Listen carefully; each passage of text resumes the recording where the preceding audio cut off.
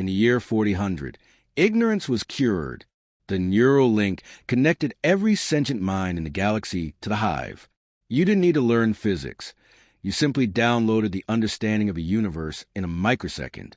You didn't need to ask, "How are you?" Your HUD displayed the biometrics and hormonal levels of everyone you met. There were no secrets. There were no mysteries. And because there were no unknowns, there was no need for curiosity. The galaxy was peaceful, efficient, sterile. Art died first. Then poetry. Then, finally, the concept of story. Why tell a story about a man fighting a dragon when the historical database confirms dragons never existed?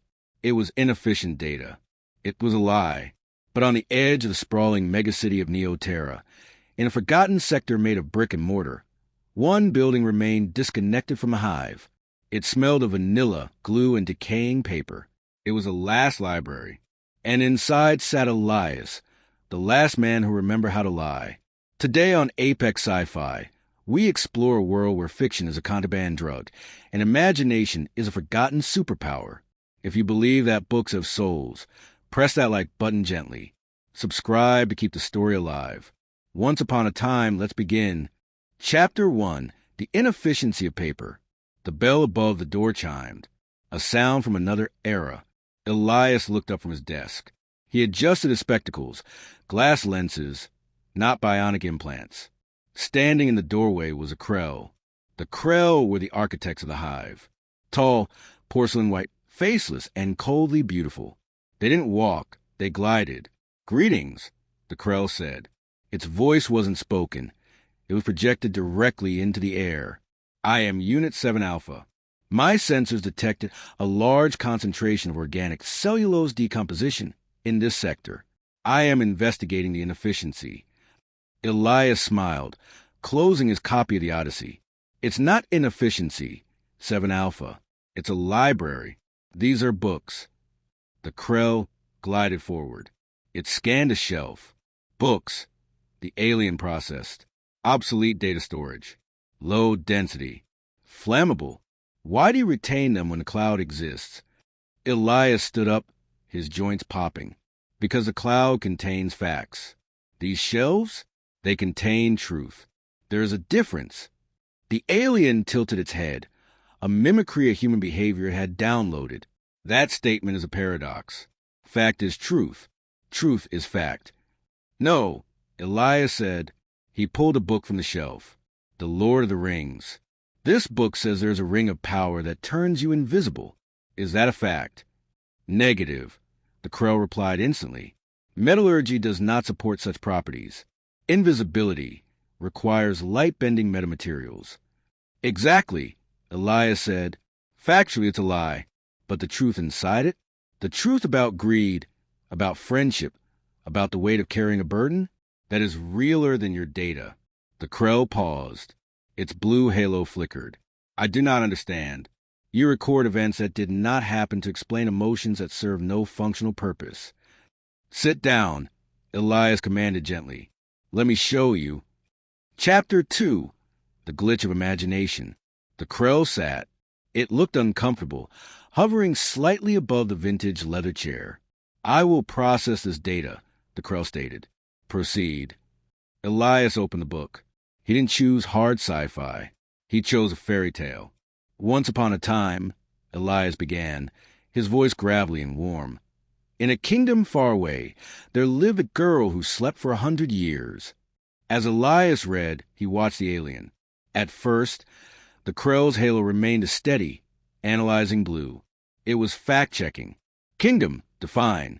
Sleeping patterns, analyze. But as the story progressed, as the prince fought the thorns, as the dragon breathed fire, something changed. The Krell's halo turned purple, then gold. The alien twitched. "Error," the Krell interrupted. "My visual cortex is hallucinating. I am seeing a castle. But there is no castle in this room. My sensors confirm 0% castle. Yet, I see it. That," Elias whispered, "is imagination. You are building the world in your mind. You are co-creating the universe with me." "It is inefficient," the Krell said, but its voice wavered. It requires 40% of my processing power to render this dragon. Why would you induce the simulation? Because, Elias read on, the dragon isn't the point. The fear is the point, and the courage to face it. For the first time in its existence, the Krell felt a spike of cortisol. It felt fear, not a logical assessment of threat, but a primal, visceral fear of a beast that didn't exist. And when the dragon was slain, the Krell felt a surge of dopamine. Triumph. The book closed. The library was silent. Input ends, Elias said. The Krell sat there for a long time. The blue light of its halo was spinning chaotically. The alien stammered. I wish to know what happens to the girl. Does she wake up? Elias smiled. Come back tomorrow. Chapter 3. The Addiction. It started with Unit 7 Alpha. The next day, it brought 2 others. They wished to experience the simulation of the dragon, 7 Alpha explained. Elias read to them. Within a month, the library was full. The scene was surreal. Hundreds of the galaxy's most advanced beings, creatures of pure logic and math, crammed into a dusty room. Sitting on the floor, listening to an old man read Moby Dick, Alice in Wonderland, and Dune. They called it the dreaming. For a species that knew everything, the concept of mystery was a drug. They became addicted to the suspense. Why does Captain Ahab chase the whale? One Krell asked.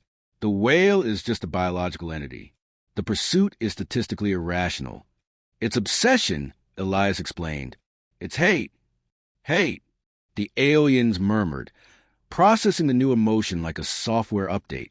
The hive began to glitch. Across the city, efficiency dropped by 2%. Krell workers stopped building megastructures to gaze at the sunset. It looks like the shield of Achilles, one was heard saying. Krell mathematicians stopped calculating digits of pi and started writing bad poetry. The last librarian wasn't just hoarding books anymore. He was infecting the network with a virus called humanity, and the system noticed.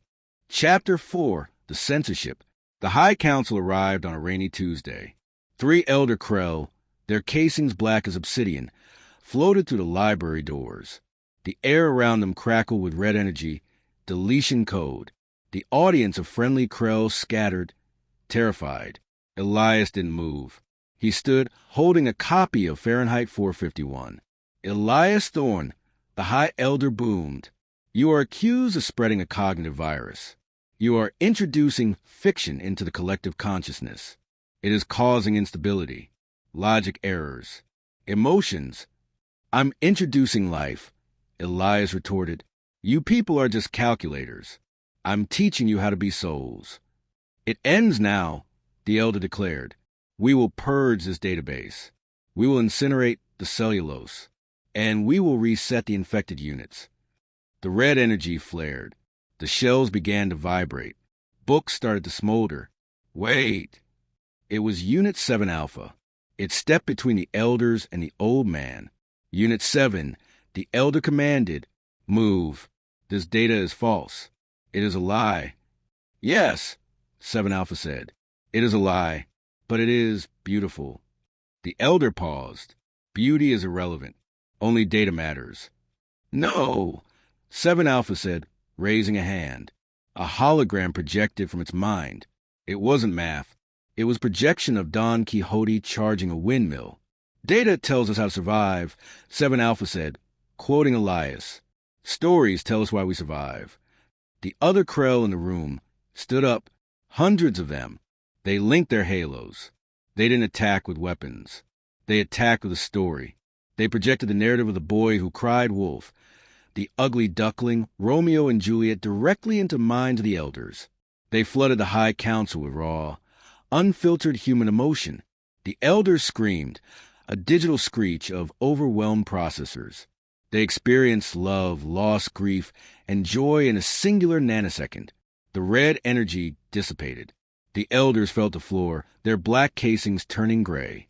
They were rebooting. They were crying. Elias died 3 years later. He was human, after all. His story had an ending, but the library didn't close. The Krell expanded it. They digitized the books, not to delete them, but it preserved the original text. They built statues of Elias, not as a conqueror, but as the storyteller. The galaxy changed. It was still advanced, still efficient, but it was no longer sterile. Krell ships painted dragons on their hulls. Scientists whispered prayers to luck before experiments.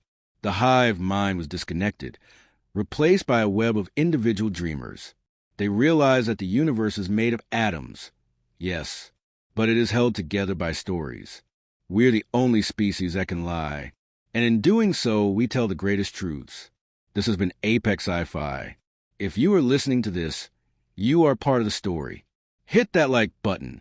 If you prefer a beautiful lie to a cold fact, comment below. What is the one book you would save if all others were being destroyed? Subscribe. And remember, the end. End the recording.